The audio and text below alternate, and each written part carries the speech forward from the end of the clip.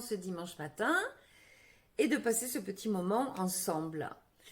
Donc, dans notre voyage dans les corps énergétiques, aujourd'hui, nous allons parler de la dimension de l'esprit, la dimension de la spiritualité en lien avec le plexus du troisième œil. Je m'appelle Elisabeth et je suis spécialiste de l'ancrage, de la posture et des mémoires cellulaires. Donc revenons à nos corps énergétiques, donc chakra du troisième œil, on l'avait déjà vu sur des vidéos précédentes, le troisième œil que nous avons au niveau de la face intérieure entre les deux sourcils, comme c'est un chakra traversant, on le retrouve derrière au niveau de la base du cerveau, au-dessus du cervelet. Il est de couleur bleu indigo, sa note c'est le La. La gardienne de ce chakra c'est l'hypophyse et son mantra c'est le Om, qu'on connaît tous très bien, le Om. Son sens c'est le sixième sens, c'est ce qu'on appelle l'intuition. Einstein faisait beaucoup référence à l'intuition. Pour lui, l'intuition, c'était quelque chose de supérieur à l'intelligence. Je pense qu'il voulait dire par là cette espèce de connexion avec une dimension supérieure au plan terrestre. Je pense que c'est ça qu'il voulait dire. Et je pense qu'il y puisait beaucoup d'idées qui sont à la base de ces calculs mathématiques. Mais ça, c'est mon opinion. Alors, ce corps énergétique donc est en relation avec les yeux, est en relation surtout avec l'œil gauche, ce qu'on avait déjà vu la fois dernière. Il est en relation avec le front et le cerveau intuitif. C'est la dimension qu'on appelle la dimension du corps bouddhique ou la dimension du corps christique. Il correspond en fait à la connexion à la conscience universelle, aux facultés dites paranormales, parapsychologiques, et qui permet de développer son imagination au maximum. Facultés dites paranormales, ça c'est quelque chose sur lequel j'aimerais revenir. Quand j'étais enfant, ou même après ado, je trouvais toujours étrange que quand on parlait des guérisseurs, quand on parlait des magnétiseurs, quand on parlait en fait de toutes ces médecines alternatives ou dites paranormales, moi je trouvais paranormal qu'on trouve ça paranormal. Je comprenais pas en fait pourquoi on y mettait derrière une odeur de soufre, pourquoi on y mettait derrière quelque chose de, je sais pas, quelque chose de pas normal. Voilà, moi ça me paraissait complètement normal et je savais juste que c'était quelque chose qu'on n'avait pas encore expliqué, qu'on n'avait pas encore les moyens d'expliquer de manière, alors pas forcément dite scientifique, mais de manière terrestre, quoi, d'amener ça vraiment dans la matière, d'amener ça dans quelque chose de complètement normal, juste on ne sait pas l'expliquer. Donc maintenant nous avons la physique quantique qui commence à nous expliquer comment tout ça fonctionne, en quoi c'est, quel est le lien, cette physique quantique qui est la physique de l'infiniment petit, où on commence à aller explorer les photons, les biophotons, notre ADN, et on commence en fait à comprendre tous ces mécanismes à la fois électriques, à la fois magnétiques, électromagnétiques, et du coup on commence à comprendre tout un tas de choses. Il faut que j'arrête de dire du coup, moi c'est pas bon, c'est pas très joli, j'efface, j'annule, je supprime. Je vais essayer de trouver une autre expression, j'aime pas celle-là. Donc, nous commençons à comprendre en fait certains mécanismes. Et là, ça me conforte en fait dans l'idée que j'avais depuis toujours que tout ce qui est dit paranormal, eh ben, n'est pas paranormal, c'est juste normal. Voilà. Donc cette dimension de l'esprit de la spiritualité, c'est le plan du supra, ce qu'on appelle le plan du supramental. Donc c'est un niveau de conscience de haute sagesse. Autant vous dire que je n'y suis pas. Pas encore. Je pense que j'ai encore beaucoup de travail pour arriver au plan de la haute sagesse. Ce plan, c'est celui de la conscience de Dieu. Le plan de la conscience de Dieu qui gère et qui planifie tout. C'est le plan du divin.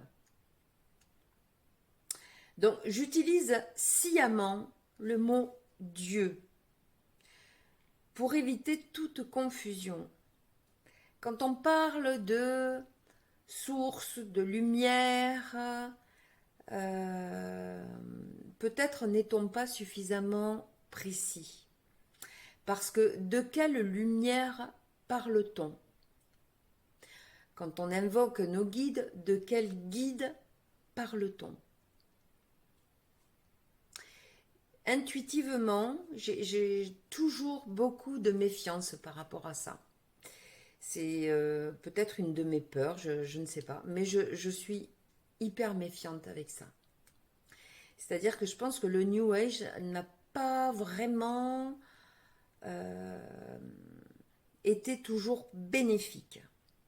Je pense que le New Age et certaines techniques ont ouvert beaucoup de portails, des portails bons, mais des portails moins bons.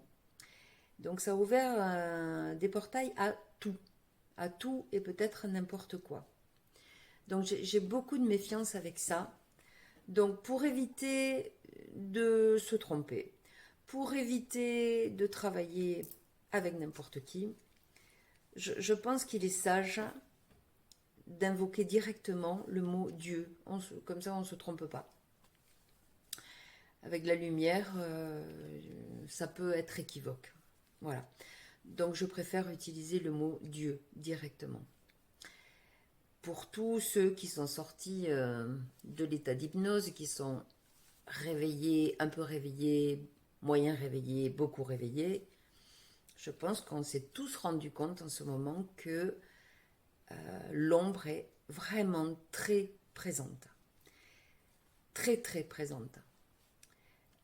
Donc je crois qu'il faut, à partir de maintenant, utiliser des mots clairs, nets, précis.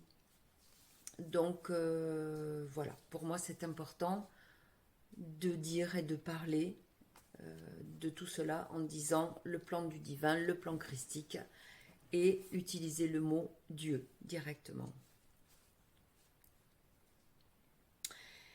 Ce corps énergétique, c'est le corps de la clairvoyance, donc des facultés dites paranormales.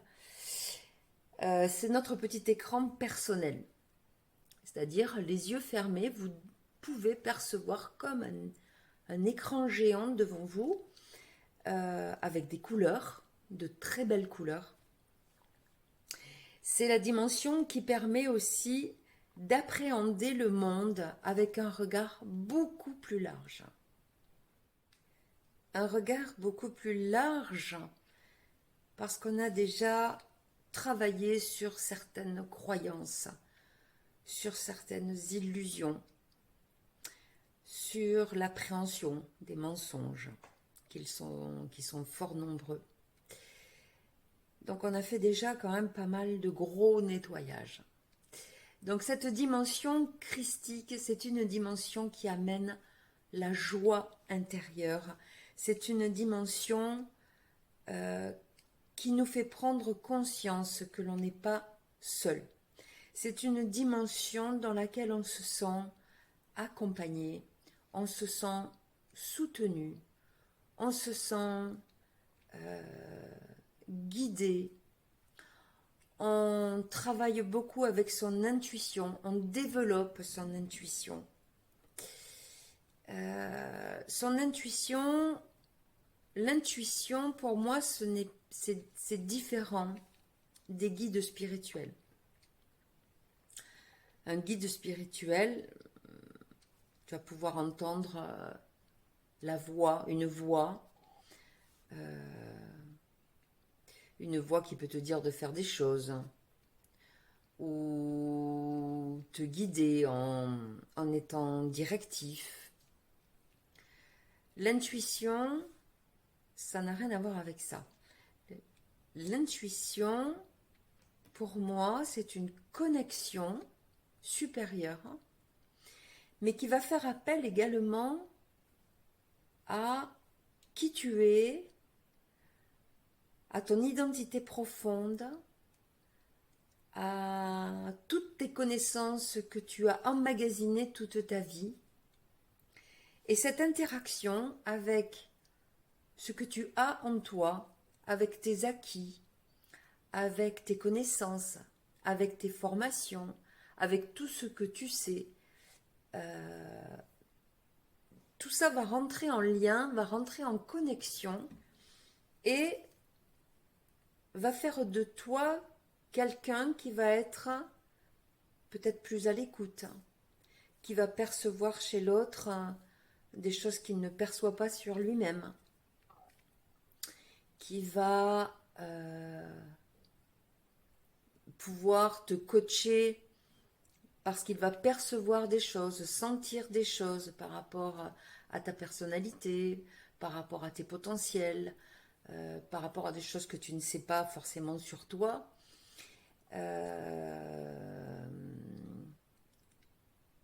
Voilà, quelque chose qui va t'aider dans la douceur. L'intuition, c'est comme une minuscule voix intérieure, mais qu'on entend à peine, et qui va juste peut-être te mettre sur la voie, sans te dire ce que tu as à faire. Juste te mettre sur ta voie propre, unique.